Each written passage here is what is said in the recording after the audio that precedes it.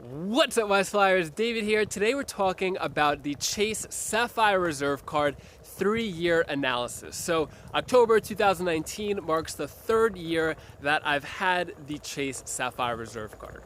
So in this video, I'm going to talk about the benefits of the Chase Sapphire Reserve Card, whether or not you should get the Chase Sapphire Reserve Card, the things I like about it, things I don't like about it. So if you're thinking about getting the Chase Sapphire Reserve Card or wondering if you should keep it, definitely pay attention to the entire video. Coming at you from Wilmington, North Carolina, and I am moving on a one-wheel. So it's kind of like a one-wheel skateboard, and I am making a video on the one-wheel so that I can make it a business expense for Wise Flies, which I'm doing right now. But let me know in the comments down below if it's too distracting and if I should do more videos like this with the one-wheel. All right, let's get started. So first, Chase Sapphire Reserve Card. Let me go over some of the key benefits. Currently offering a sign-up offer of 50,000 Chase Ultimate Reward points after spending $4,000 in 3 months with an annual fee of $450. So I know that $450 really trips people up. I'll get more into that later. So some of the key benefits with this, my favorite, Priority Pass lounge access for airport lounges. Then you also get a $100 TSA Global Entry credit. TSA PreCheck Global Entry credit. And if you were to use the travel portal, then your Chase Ultimate Reward points are going to equal 1.5 cents through the travel portal. So that 50,000 is going to turn into $750 if you were to use it through the travel portal. To help offset that annual fee of $450, a $300 travel credit is really easy to use, so essentially brings the annual fee down to $150. So I know there's more to this card, but those are kind of the main benefits. Also, the rental car insurance. You get primary rental car insurance. So this is the main card that I'm using anytime I rent a car. So now that I went over the main benefits of the card, I just want to give a brief history of the card when I first got it. So when I first got the card, it was a 100,000 point sign-up offer. It was the biggest card in like years. Like, it was such a big deal. Everybody was talking about it. Everybody was getting it. It was crazy. And you know, I think one of the things that stopped people from getting was a $450 annual fee. But I was telling all my friends, all my family, this is before I had a points business like this. I was telling everybody to get it because it was a no-brainer. And this is also around the same time when Chase put the 524 rule into effect. So you know, I was way over 524. I had plenty of credit cards at the time. So the only way to get around the 524 rule back then, as well as now, was to go in the branch. So I actually was on my way to Costa Rica, staying in Fort Lauderdale, Florida with my family. We're staying at a friend's house, and just randomly I saw a Chase bank, and I said, you know what, I'll give this a try. I went into the bank, asked the representative at the desk if he could see if I'm pre-approved for any cards. I was interested in the Chase Sapphire Reserve Card. He said yes.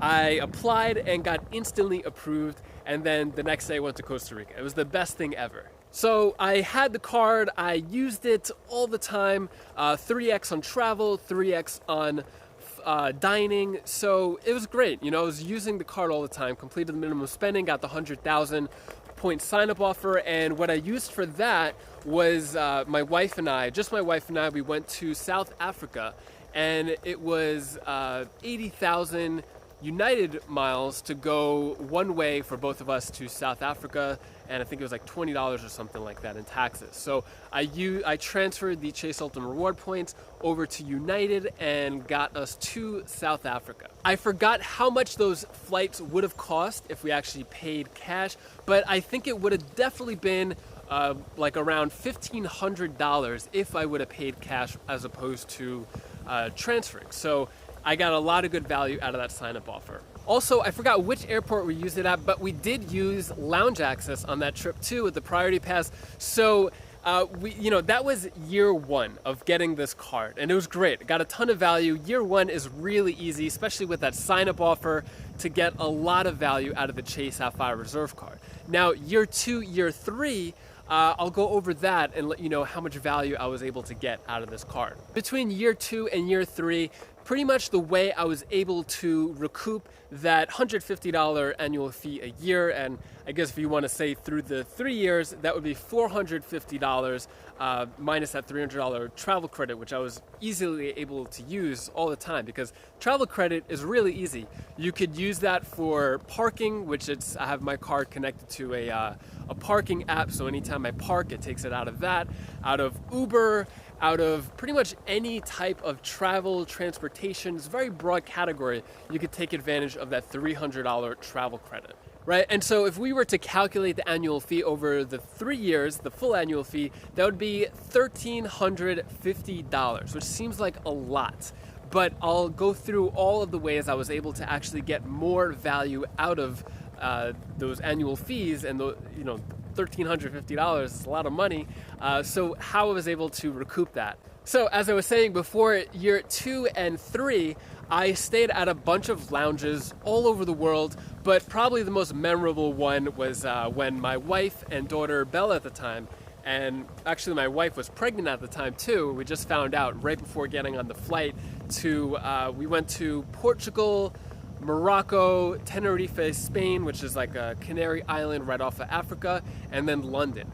And so on that trip, we had to stop in London for about 7 hours. Even to this day, my daughter Bella, who was 4 years old at the time, she loved the lounge because it was called the #1 lounge. It had a kids movie room in that lounge. So we had a whole room to ourselves because there were no other kids. We didn't see any other kids out of the 6 hours that we were there. And she got to watch kids movies all day, as much hot chocolate as she wanted. They offered a good menu of food, all the food that she liked. So we just ate all day, watched movies all day, and that was her favorite time at the airport ever. So she's kind of spoiled when it comes to airport experiences. So out of all of the benefits with the Chase Sapphire Reserve card, I would definitely have to say the Priority Pass is where I got the most value. So that lounge that I was talking about, the #1 lounge, I think it was $50 a day, or it could have been like 40 pounds a day, something like that per person. So pretty much just with that lounge access right there, we were able to almost recoup the annual fee. Another reason why I love the Chase Sapphire Reserve card and what I've used throughout the years, kind of like a hidden benefit, but it's the travel protection, luggage delay, trip interruption. So I've always booked cheap Spirit flights with the Chase Sapphire Reserve card. Spirit's known for a bunch of delays and stuff like that. It's never actually been delayed more than 6 hours, and I've never had a Spirit flight canceled. The reason why I use Spirit so much is because I live in Myrtle Beach, South Carolina, so it's a much smaller airport, and we use Spirit to get to the hubs, the bigger hubs, to go internationally or farther away wherever we want to go. So Spirit is just kind of that way to do it. And the reason why I use the Chase Sapphire Reserve card is because if it ever were canceled or any problems, then I'm covered through the protections it offered, which is the main reason why I would book travel with this card, besides the 3 points per dollar, which is okay. It's mainly that protection. And so when it comes to using the Chase Ultimate Reward points year 2 and year 3, as I mentioned before, I used 80,000 for that sign-up offer, and through the years I've accumulated a lot more a lot more Chase Ultimate Reward points. I have the Chase Inc. Preferred, Chase Inc. Cash, Chase Inc. Unlimited. So I would pretty much transfer all of those Chase Ultimate Reward points to my Chase Sapphire Reserve card. Main reason, even though Chase Inc. Preferred still has the option to use transfer partners, the main reason why is because I'm getting 1.5 points per dollar, or 1.5 cents per point through the travel portal. I'm going to be honest, I've only used the travel portal one time that I'm pretty sure that I remember. It was pretty recent. It was when we went to the Bahamas. Our flight from Fort Lauderdale to Freeport, Bahamas, when we stayed at the all-inclusive. I'll link to that video over here of how I got a whole all-inclusive for free there through Wyndham. But yeah, just on that one flight, it cost, I think, around $300. It was actually pretty expensive to get, just for a one-way, to get from Fort Lauderdale to Freeport, Bahamas with my wife, my 6-year-old daughter, who was actually 5 at the time actually, and my 3 or 6-month-old daughter, or no, I think she was 8 months. 9 months, something like that. Her birthday is in July. You could do the math. But yeah, she was born in July and we went to there in April. So anyways, for the flight, I used 10,000 Chase Ultimate Reward points, which saved me $150. So essentially, instead of paying $300, I paid $150. That was the only time I used it, because I always wanted to use it through the travel portal. I just never really had any opportunity, so I used it for that flight. But if you've ever used a Chase Sapphire Reserve card for through the travel portal, let me know in the comments below. I just always feel the need to have to use transfer partners. But those are the ways that I've been able to get a ton of value out of the Chase Sapphire Reserve card, and I was actually thinking about downgrading the Chase Sapphire Reserve card to the Chase Freedom Unlimited card. Reason why is because I wanted to get the City Prestige card, which has a lot of similar benefits. It used to have really good travel protection, and then it would be 5x on travel and dining. So it was gonna cover that category for me. But City decided to cut all of its travel benefits, that plan just went out the window, and I decided to just keep my Chase Sapphire Reserve card indefinitely. There's no other card really that matches a lot of the benefits that fit my lifestyle. So for now, I'm just gonna keep the Chase Sapphire Reserve card another year. The annual fee is due, I think, in like a week or so. So yeah, I'm gonna pay the annual fee again and keep it for year 4.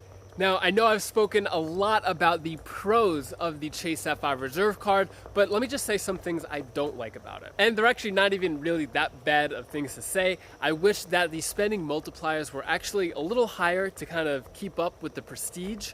Even though I don't really spend too much on the card, anytime we go out to eat, I use the Chase Sapphire Reserve card, unless I'm trying to complete minimum spending on a card. For travel, as I mentioned before, I use the Chase Sapphire Reserve card for cheap flights to get to the hub, as well as rental cars because of the primary rental car insurance. So I've never had to use the travel protections. Priority Pass, so it's not so much of an issue with the Chase Sapphire Reserve card, it's more with Priority Pass. So Priority Pass is great if you're gonna travel international and go to international airports.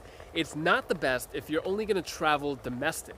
So if you know where you're gonna fly for the year and which airports and stuff, you could see if Priority Pass has a lounge at that airport, and you could access it in the terminal that you would be flying out of, or if you have a layover, or see if there's a restaurant that gives you, I think it's $27 to get food at that restaurant, which is covered. So if there is no lounge at the airport, there'll be a restaurant where you could get $27 for you and a companion. So it's $54 you could save at a restaurant.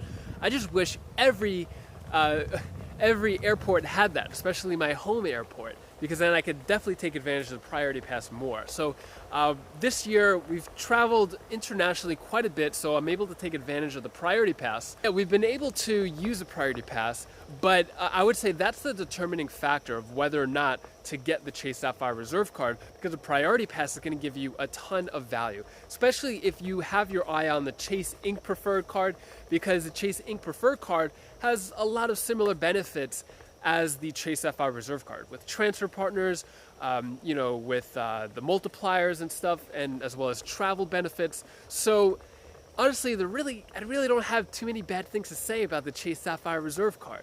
Anyways, that's my analysis on the Chase Sapphire Reserve card. If you want to watch the review I give in all of the benefits of the Chase Sapphire Reserve card, you could click this link over here. And if you want to watch more videos on credit cards and travel points, click this link down here, and I'll see you in the next video. All right.